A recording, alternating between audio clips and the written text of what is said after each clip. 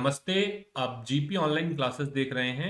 GP online classes पिछले 5 सालों से केवल लिमिटेड डिपार्टमेंटल कॉम्पिटिटिव एग्जाम के लिए काम करता है और अब बारी जो है 2026 के लिमिटेड डिपार्टमेंटल कॉम्पिटिटिव एग्जाम की है। अब बारी जो है आपके पदोन्नति की है। पहला क्वेश्चन आपकी स्क्रीन पर आ चुका है। दर्पण डिवाइस में पीओएसबी लेन देन के लिए कौन से ऐप का उपयोग किया जाता है? चलिए, इसके पहले हमने 130 के लगभग क्वेश्चन कवर कर लिए थे। आज का पहला क्वेश्चन स्क्रीन पर हमने लगा दिया है। बताइएगा, दर्पण डिवाइस में पीओएसबी लेन देन के लिए किस एप्लीकेशन का उपयोग किया जाता है फ्रेंड्स?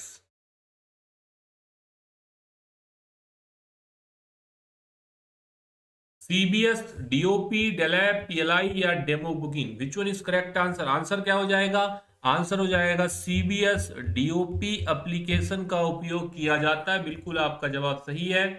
अगला आपके स्क्रीन पर आ चुका है।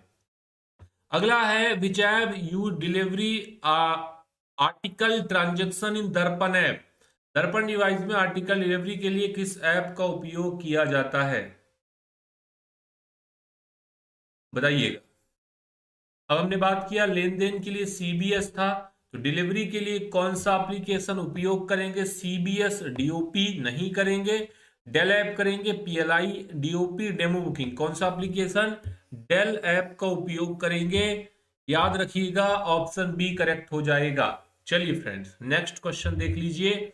बोल रहा है which app is use booking transaction in Darpan app? Digital advancement of rural post office for new India. Darpan की शुरुआत की थी कि सभी शाखा डाकघर को तकनीकी आधुनिकीकरण से जोड़ना, और ये हमने 1.0 में कंप्लीट किया। अभी तो एडवांस पोस्टल टेक्नोलॉजी जो है काम कर रहा है। और बताइए कि कौन सा ऐप उपयोग किया जाता है? तो देखिए, बुकिंग के लिए डेमो बुकिंग उपयोग करेंगे। डी नंबर का उत्तर करेक्ट हो जाएगा। चलिए friends, which app is use update the device? Device में कोई भी अपडेशन करना है, अपडेशन के लिए किस ऐप का उपयोग? लेन देन के लिए पहला, देखिए डिलीवरी के लिए दूसरा, पीएलआई के लिए तीसरा। जब आपको किसी प्रकार का कोई अपडेट करना है तो कॉमन ऐप का उपयोग किया जाता है। अपडेशन के लिए आपको जिस ऐप का उपयोग करना है वो है कॉमन ऐप। अगला आपकी स्क्रीन पर है सोशल मीडिया कुकी आईडी। ये आईडी पूछता है भाई, याद रख लेना कितने बार सवाल आया हुआ है। अगला क्वेश्चन है आईडी बताना। @India post, @post office dot in, India post _ DOP, @India post office. ये ऑप्शन नंबर ए करेक्ट होगा। कुकी आईडी याद रखना है आपको, @इंडिया पोस्ट।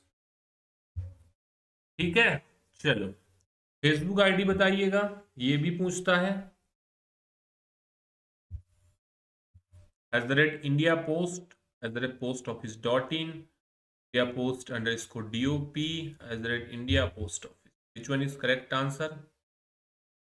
कौन सा उत्तर हो जाएगा? देखिए, फेसबुक का पूछेगा तो आपको डॉट इन याद करना है, और डॉट इन जब रहेगा तो आपने ये याद करना है कि फेसबुक का है। यूट्यूब का पूछेगा तो आपको क्या याद करना है? आपको _ याद करना है। इंस्टा और यूट्यूब दोनों का लगभग सेम ही है, ठीक है, जैसा कि मैंने आपको बता दिया। _ इंडिया पोस्ट _ डीओपी, ये दोनों ही सेम है यूट्यूब और इंस्टा के, तो ये दोनों आपको याद रख लेने हैं। ट्विटर काफी इंपॉर्टेंट है, ट्विटर जो है काफी इंपॉर्टेंट है। @India post, @post office dot in, India post _ DOP, @India post office. Twitter की आईडी महत्वपूर्ण है, बार बार आता है @इंडिया पोस्ट ऑफिस। रिवाइज करेंगे, ये फेसबुक का हो गया, ये हो गया यूट्यूब इंस्टा का, और ये हो गया आपका ट्विटर का। ठीक है, बेसिक रिवीजन था। अगला आपके स्क्रीन पर है India post first mobile Android app. India post, post info, E post, MNOP। Which one is correct answer? कौन सा सही जवाब है? भारतीय डाक का पहला मोबाइल एप्लीकेशन, भारतीय डाक का जो पहला मोबाइल एप्लीकेशन था वो था पोस्ट इन्फो। ठीक है, post info. Answer is B, answer is B. सवाल नंबर 141, parcel network optimization project started by, parcel network optimization project started by 17/8/2018, बिल्कुल 17 अगस्त 2018 को PNOP, parcel network optimization project की शुरुआत की गई थी। ठीक है, पहले भी हमने ये क्वेश्चन किया था। चलिए, डाक विभाग का आईवीआरएस सिस्टम सबसे पहले किस शहर में शुरू हुआ था? Interactive voice response system, Delhi, Bhopal, Varanasi या none of these? Which city was IVRS system in postal department? सबसे पहले किस शहर में? वाराणसी में शुरू हुआ था। क्वेश्चन पूछा गया है पिछले साल जो पेपर हुए हैं उनमें। चलिए, आरआईसीटी का पहले हमने इसको बोला रूरल इंफॉर्मेशन कम्युनिकेशन टेक्नोलॉजी, आरआईसीटी का नाम बदल कर रख दिया गया था सीएसआई, दर्पण, एनआईएसजी, एसएसओ। पहले हमने आरआईसीटी रखा, फिर आरआईसीटी रूरल इंफॉर्मेशन कम्युनिकेशन टेक्नोलॉजी का नाम हमने बदल कर रख दिया digital advancement of rural post office for new India. ठीक है, फिर अभी हमने क्या उसको रख दिया है? दर्पण के नाम से जानते हैं, और ये हमने रिप्लेस किया था आरआईसीटी से। ठीक है फ्रेंड्स, बिल्कुल। नेक्स्ट क्वेश्चन देखिए फ्रेंड्स, केपीआई बेसिक टर्मिनोलॉजी से क्वेश्चन पूछा है। केपीआई क्या होता है? केपीआई, केपीआई के से आपको याद रख लेना है की, पी से आपको याद रखना परफॉर्मेंस, आई से याद रखना है इंडिकेटर। तो की परफॉर्मेंस इंडिकेटर, बेसिक टर्मिनोलॉजी आपने याद करके ही जाना है, क्योंकि आईटी मॉडर्नाइजेशन में सीधा इस सिलेबस में आपको दिया गया है, यहां से क्वेश्चन आएगा। अभी वर्तमान में ये एप्लीकेशन डिसकंटिन्यू, जब से 2 पॉइंट आया, 2 पॉइंट 2022 में ही आ गया था, है ना, 2022 से शुरुआत हम कर दिए थे, आते आते इसको 4 साल लग गए, अच्छे तरीके से 2026 में भी वर्क कर रहा है। तो क्या हुआ कि अभी तक तो हम सैप का उपयोग कर रहे थे, कुछ समय पहले ही हमने बंद कर दिया। सैप क्या था? System application and product, TCP, CRM जैसे सारे ही ऑप्शन इस पे दिए थे, और लॉगिन हम ईसीपी से करते थे। सिस्टम एप्लीकेशन एंड प्रोडक्ट, ठीक है। अभी इन्होंने सारे ही जितने भी ऑप्शन थे सैप में, हमने एक ही जगह बुकिंग, बैग मैनेजमेंट, अकाउंटिंग सबको एक ही जगह जोड़ दिया है। चलिए, तो हमने क्या देखा? System application and product. Which one is correct answer? Answer क्या हो जाएगा? आंसर बी हो जाएगा। नेक्स्ट है अपार, इसको अपार भी बोलते हैं। इस पे जो है हर एक एम्प्लॉय का एक एनुअल डाटा रहेगा। तो क्या होता है? Annual performance appraisal report. Which one is correct answer? Answer जो है भाई सी हो जाएगा। एसडीपी क्या होता है? SDP service delivery platform. SDP क्या याद रखना? सर्विस डिलीवरी प्लेटफॉर्म से। अगला आपकी स्क्रीन पर है एसटीआर। एसटीआर जब भी कभी आपको ऐसा लगे कि संदिग्ध लेन देन है, देन आपको रिपोर्ट जो है वो एसपीओज को करना पड़ता है। इमीडिएट रिपोर्ट आपको एसपीओज को करना पड़ता है। उम्मीद है आप समझ चुके हैं। जब भी कोई ट्रांजैक्शन ऐसा लगेगा संदिग्ध है, इसका मतलब क्या होगा? STR, suspicious transaction report. Report SPOs को, मंडल प्रमुख को करना होता है। ठीक है फ्रेंड्स, नेक्स्ट क्वेश्चन आपके GUI। GUI होता है ग्राफिकल यूजर इंटरफेस। नेक्स्ट सवाल देखिए फ्रेंड्स, अगला क्वेश्चन आपकी स्क्रीन पर है SSO। इतने बार ये क्वेश्चन रिपीट हुआ है कि आप यदि इस क्वेश्चन को स्किप कर रहे हैं तो कहीं ना कहीं गलती कर रहे हैं, क्योंकि बार बार ये क्वेश्चन आपके परीक्षा में आता है SSO से, और SSO होता है सिंगल साइन ऑन। ठीक है, दोनों ही ऑप्शन दिए रहेगा, ऑन का ऑफ का। और जब आपने क्वेश्चन पढ़ना है तो हमेशा ध्यान रखना है कि सिंगल साइन ऑन ही इसका करेक्ट जवाब होता है। चलिए, PMA is use in PO following purpose. बताइएगा, PMA यूज किया जाता था किस पर्पस से, बताइएगा। Is related to delivery of article, article के वितरण से संबंधित था।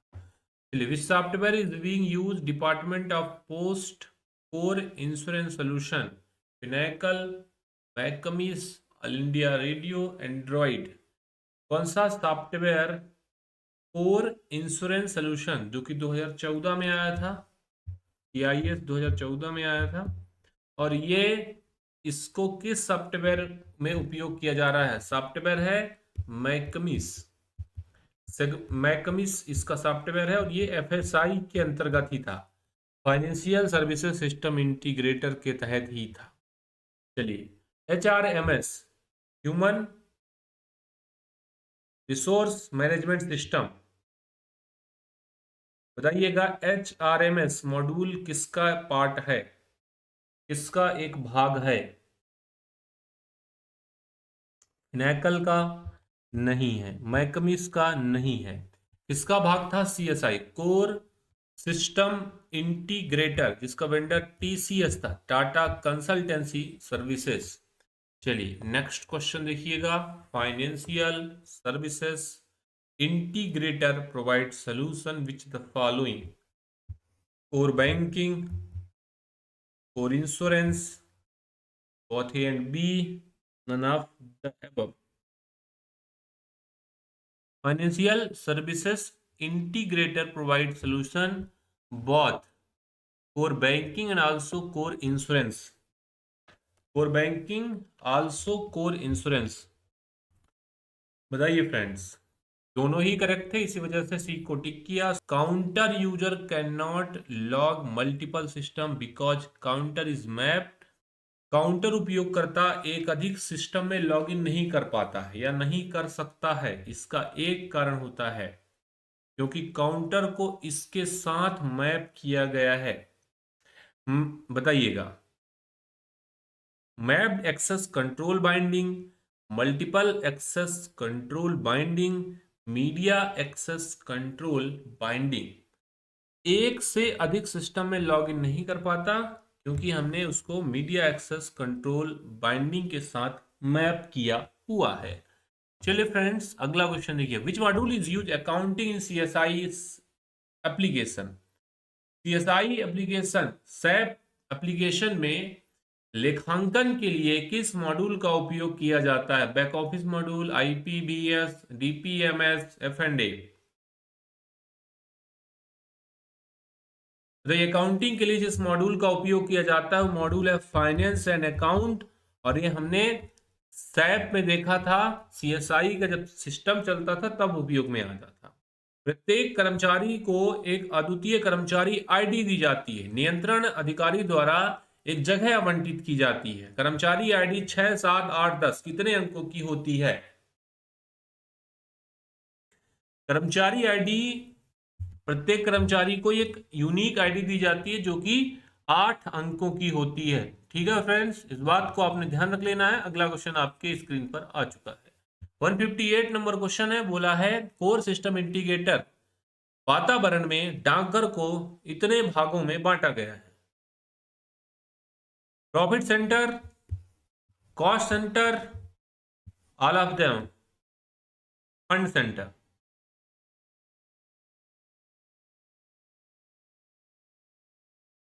In CSI environment, post office is classified post, profit center, cost center, fund center। इन सारे ही भागों में डिवाइड किया है, इसी वजह से हमने डी को सेलेक्ट किया है। फ्रेंड्स अगला क्वेश्चन देखिएगा, कोर सिस्टम इंटीग्रेटर कौन सा समाधान प्रदान करता है? PO counter operation, saving bank का operation, PLI operation, none of these. देखिए सीएसआई सिस्टम जो था वो काउंटर, मेल, इसके अलावा रिटेल, लॉजिस्टिक्स सब कुछ प्रदान कर रहा था, है ना। और saving bank operation, PLI operation, इसी वजह से ऑप्शन नंबर ए करेक्ट होगा। ठीक है, सीएसआई जो था वो बैंकिंग ऑपरेशन और पीएलआई ऑपरेशन को नहीं प्रदान कर रहा था। ठीक है, ये किसके अंतर्गत आते थे? ये financial services system integrator, FSI के अंतर्गत आते थे, जिसका वेंडर जो है वो इन्फोसिस था। तो सीएसआई के अंदर कौन कौन सी चीजें? सीएसआई के अंदर जैसे आपका काउंटर ऑपरेशन, बुकिंग का काम, मेल ऑपरेशन, रिटेल का काम, लॉजिस्टिक का काम, डिस्पैच का काम हो गया, फाइनेंस अकाउंटिंग का काम हो गया, ह्यूमन रिसोर्स। ये जितने मैंने पॉइंट्स यहाँ पे बताए, ये सारे पॉइंट्स आपको याद करने पड़ेंगे, सीएसआई के मॉड्यूल के अंतर्गत आते हैं। चलिए फ्रेंड्स अगला है, in the contest RICT which are the following can not consider a peripheral to main computing device. RICT के संदर्भ में निम्नलिखित में से किसे मुख्य कंप्यूटिंग डिवाइस का परिधीय नहीं माना जाता? Laser printer, thermal printer, 2D scanner, fingerprint. तो फिंगरप्रिंट जो है इसका पार्ट है, 2D स्कैनर इसका पार्ट है, थर्मल प्रिंटर का पार्ट है, इसका RICT का लेजर प्रिंटर जो है इसका पार्ट नहीं है। नेक्स्ट सवाल देखिए, ऑप्शन ए करेक्ट था। अगला question, which date cabinet on which date cabinet approve IT 2.0 department of post? नवंबर 11 नवंबर 21, 23 दिसंबर 21, जनवरी 19 22, 6 फरवरी 22। कैबिनेट ने IT 2.0 को किस तारीख को मंजूरी दी थी? बिल्कुल, डेट 19 जनवरी 2022 को कैबिनेट ने 5,785 करोड़ के व्यय से इस योजना की शुरुआत की थी। चलिए बताइए अगला question, what amount approve government of India IT modernisation 2022? IT आधुनिकीकरण परियोजना 2022 के लिए भारत सरकार के द्वारा कितनी राशि की मंजूरी दी गई थी? कितनी राशि की मंजूरी दी गई थी? और राशि 1 पॉइंट में 4,909 करोड़ था, और 2 पॉइंट में ये राशि जो है 5,785 करोड़ रुपए की परियोजना थी। चलिए नेक्स्ट क्वेश्चन है, पहले आपको ध्यान रखना है कि जो हमने 2 क्वेश्चन किए वो काफी इंपॉर्टेंट थे, अगला भी काफी इंपॉर्टेंट है। बोल रहा है IT 2.0 किस अवधि के लिए मंजूरी दिया गया था?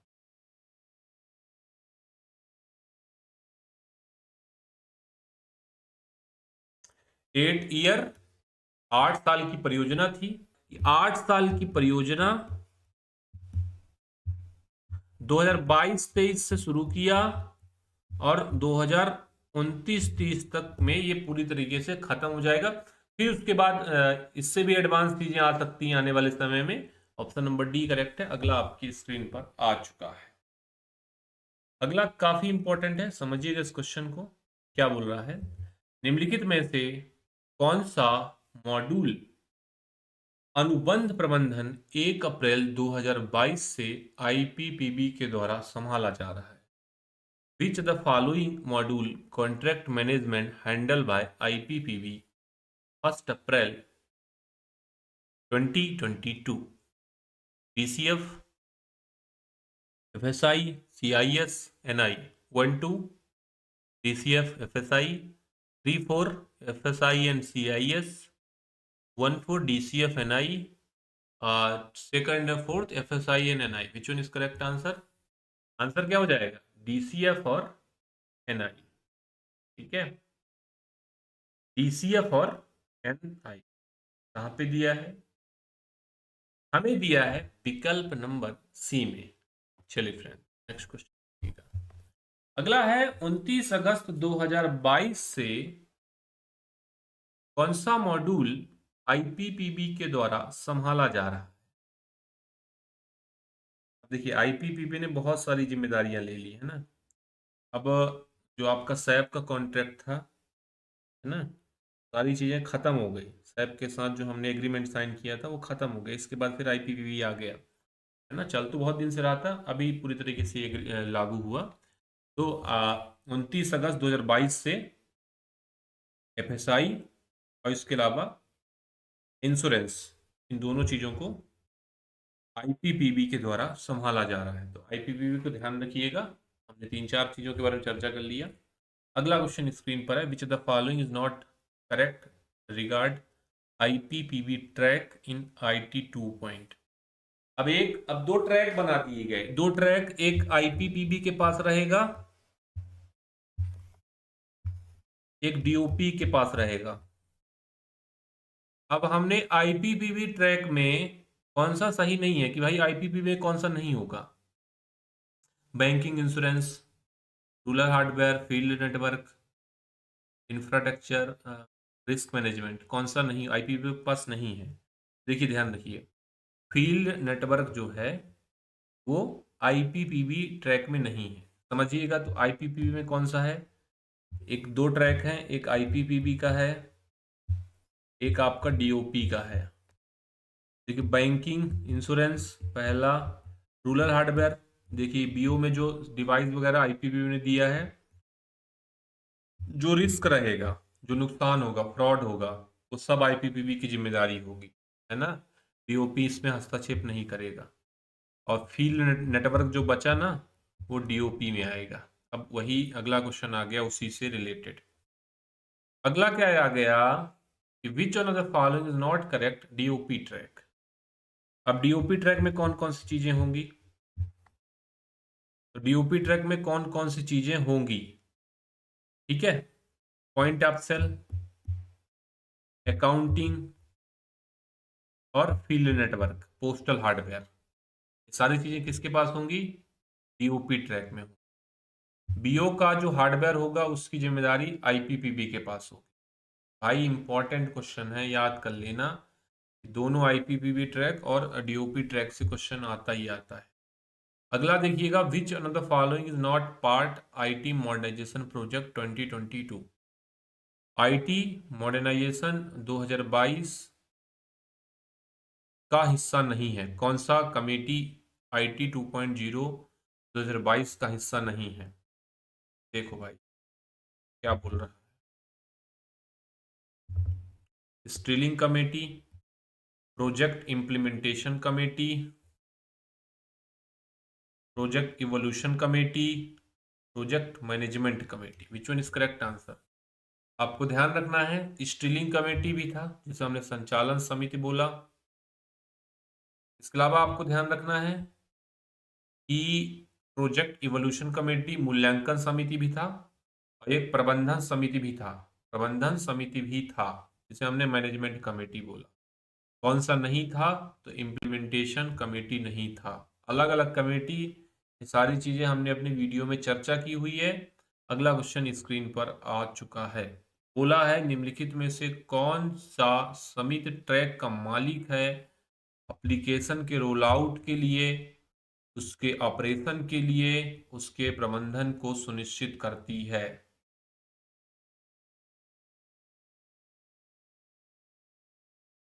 कौन सा एप्लीकेशन रोल आउट कब होगा, संचालन कब होगा, प्रबंधन कैसे किया जाएगा, ये कौन सी कमेटी तय करती है, मैनेजमेंट कमेटी तय करती है। और वो ट्रैक का मालिक भी होता है, मैनेजमेंट कमेटी ट्रैक का मालिक भी होता है, इस बात को सुनिश्चित करिएगा। चलिए अगला क्वेश्चन, निम्नलिखित में से किस ट्रैक में पोस्टल आईटी 2.0 में HRMS human resource management system शामिल है। किस किस ट्रैक में शामिल है, accounting interface, management interface, postal interface, user interface,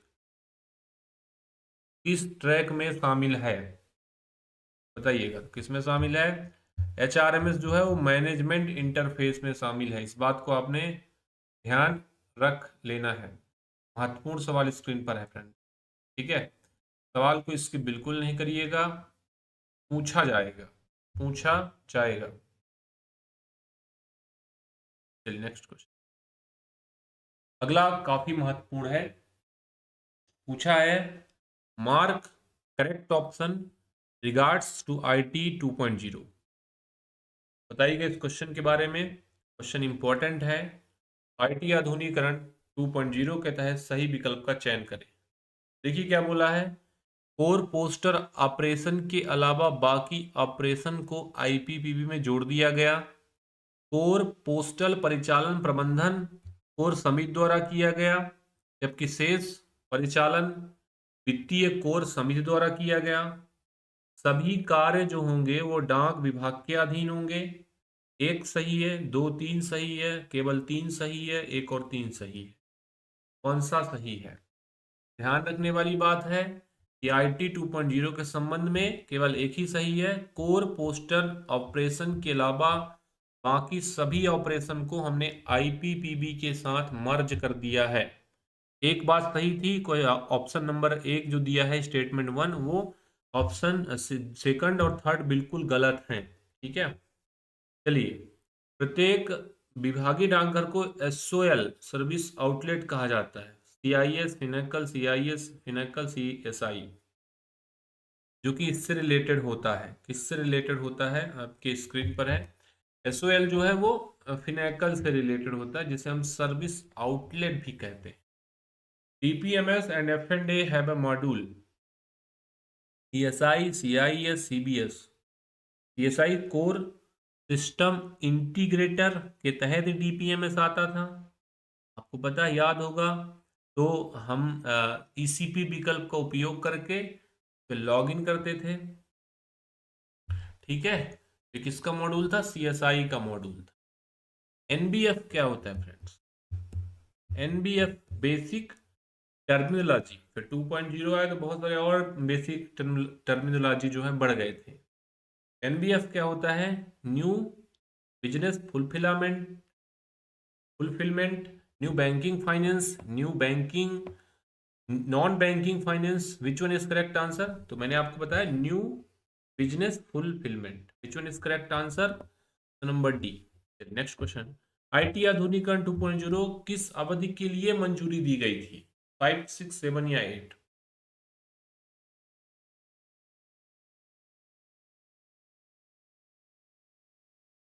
आठ साल की परियोजना थी, 5,785 करोड़ का व्यय था। हमने पहले भी देखा हुआ है, रिपीटेड क्वेश्चन है। SAP सिस्टम एप्लीकेशन प्रोडक्ट में उपयोग किया जाने वाला GL तो अभी भी उपयोग में आ रहा है, कितने अंकों का होता है? 8, 9, 10, 11?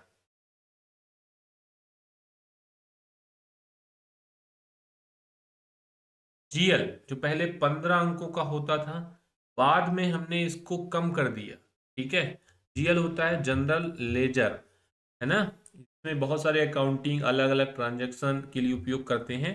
तो ये जो है अभी वर्तमान में जब पूछा जाएगा तो आपको याद रखना है कि 10 अंकों का होता है, ठीक है। नेक्स्ट क्वेश्चन देखिए आप, निम्नलिखित में से किसे IT आधुनिकीकरण 2.0 के तहत कभी भी कभी भी बैंकिंग के लिए समाधान लाने के लिए अनिवार्य किया गया?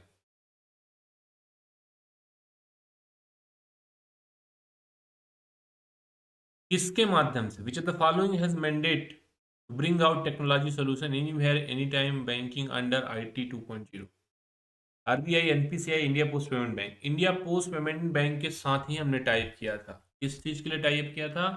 कभी भी कहीं भी बैंकिंग टेक्नोलॉजी, बैंकिंग समाधान प्रस्तुत कर सकें, इसीलिए IPPB को हमने अनिवार्य कर दिया। अब हमारे साथ जब IPPB है तो बहुत सारे चीजों को लेने का जरूरत नहीं है। DNK हमने खोला है। यदि आप अंतर्राष्ट्रीय पार्सल या अंतर्राष्ट्रीय पैकेट भेजते हैं तो आप DNK से इसकी बुकिंग करवा सकते हैं।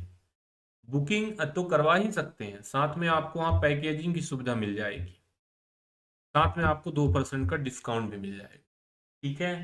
DNK बड़े शहरों में खोले गए, बिग सिटीज में खोले गए। तो कौन सा विकल्प? DNK होता क्या? DNK होता भाई डाकघर निर्यात केंद्र, ठीक है। डाकघर निर्यात केंद्र पोर्टल भी है, आप पोर्टल में भी जाके इसकी बुकिंग कर सकते हैं, इसकी जानकारी ले सकते हैं। चलिए फ्रेंड्स, FRMU बेसिक टर्मिनोलॉजी है।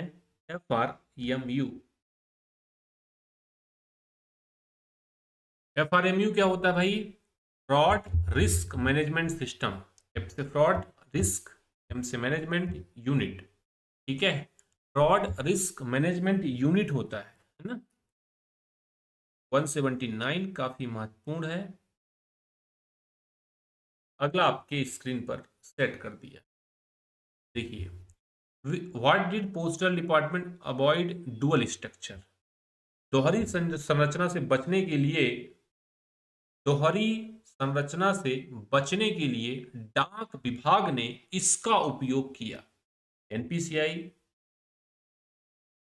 National payment corporation of India, IPPB, India post payment bank, UPI, या नन ऑफ द अबव।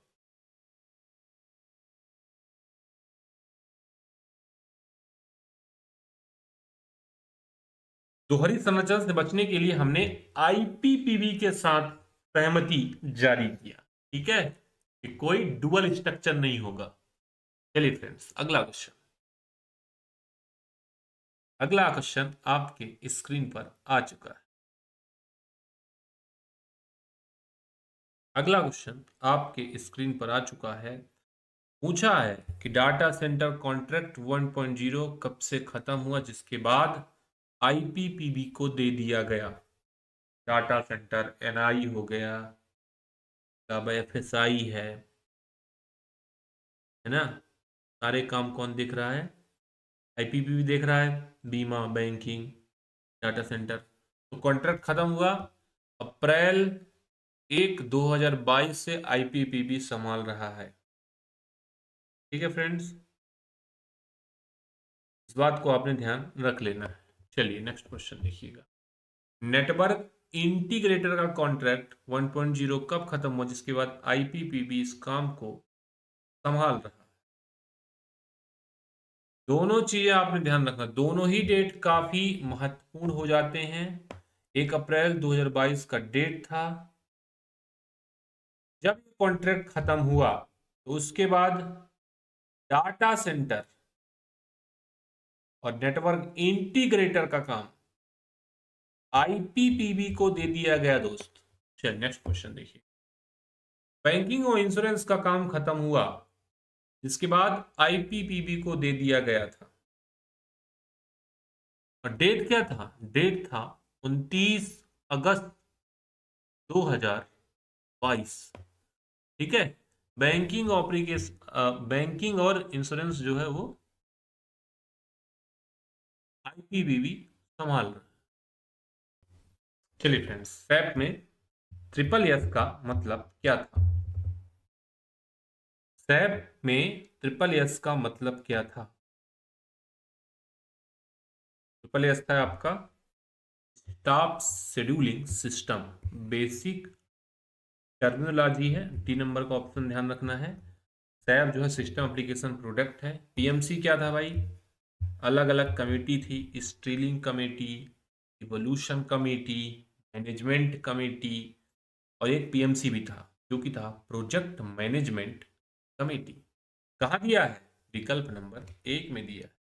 इसका उत्तर भाई जिन्होंने ए सेलेक्ट किया। नेक्स्ट सवाल, एसडीपी हमने किया था भाई, इसके बारे में पढ़ा हुआ है। सोल्यूशन डिलीवरी पार्टनर थे, ये सोल्यूशन डिलीवरी पार्टनर के लिए हमने एसडीपी लाया था। पीईसी क्या था? पीईसी के बारे में हमने 2 पॉइंट में कई बार इसका नाम सुना, कई बार हमने इसका नाम सुना। पीईसी क्या था? पीसी मूल्यांकन समिति बनाई गई थी, जैसे अलग अलग मैनेजमेंट कमेटी, फिर उसके लिए स्टीलिंग कमेटी, तो ऐसा ही एक कमेटी था project evolution committee. Project evolution committee जो मूल्यांकन करने का काम करती थी। टीएजी, टीएजी क्या था? ये भी 2.0 से ही रिलेटेड है।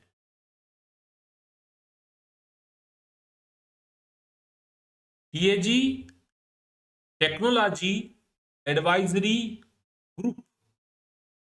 ठीक है, टेक्नोलॉजी एडवाइजरी ग्रुप बनाया था जिसे हमने TAG बोला।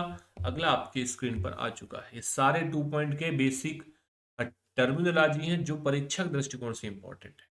परियोजना संचालन समिति का कार्य है work of the project steering committee is to sanction all project DOP 2.0 including total contract cost.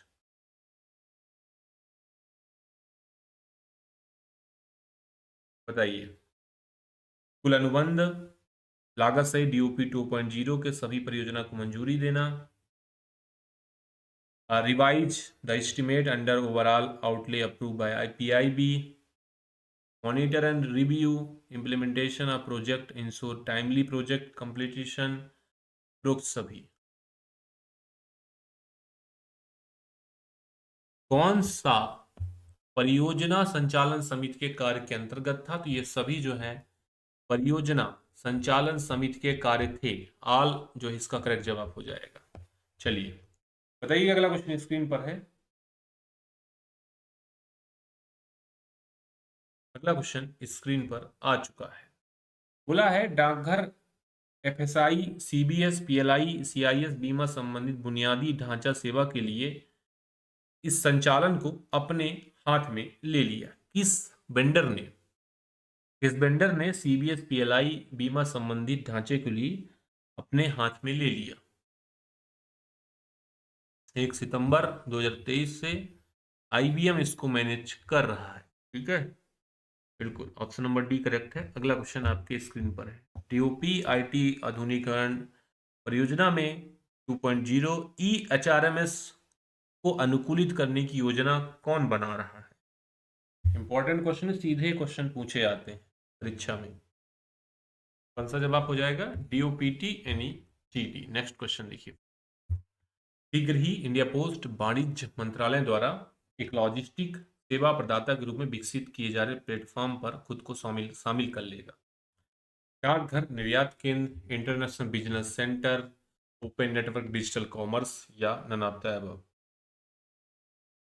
Open network digital commerce. Next question देखिएगा। टेक्नोलॉजी एडवाइजरी ग्रुप का गठन कौन करेगा?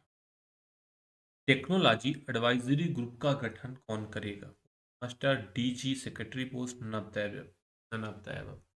देखिए, इसका गठन जो है सेक्रेटरी पोस्ट करते हैं। टेक्नोलॉजी एडवाइजरी ग्रुप के बारे में बताया जो कि तकनीकी सहायता देते हैं। प्रोजेक्ट इवोल्यूशन कमेटी की अध्यक्षता कौन करता है? Secretary post project evolution committee की अध्यक्षता करेंगे। चलिए, O&M operation and management phase के लिए कौन रिस्पॉन्सिबल होगा? PSC, PEC, TAG, PMC?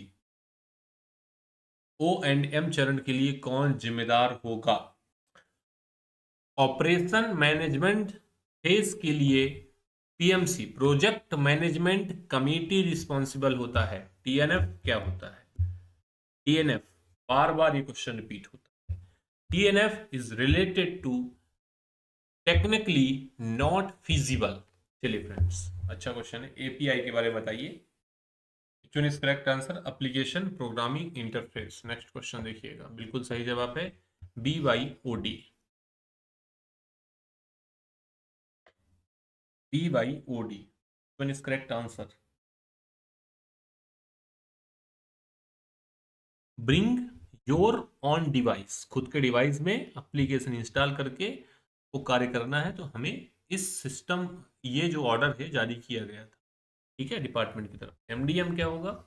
MDM हो जाएगा आपका मोबाइल डिवाइस मैनेजमेंट। ठीक है, चलिए, बहुत सारे अलग अलग टर्मिनोलॉजी दिए हैं जो कि काफी इंपॉर्टेंट है। अगला क्वेश्चन है जो कि आखिरी क्वेश्चन है वीडियो का, पूछा है POC क्या होता है? Proof of concept, computer, proof of online certificate, none of the above? POC means हो जाएगा आपका प्रूफ ऑफ कॉन्सेप्ट।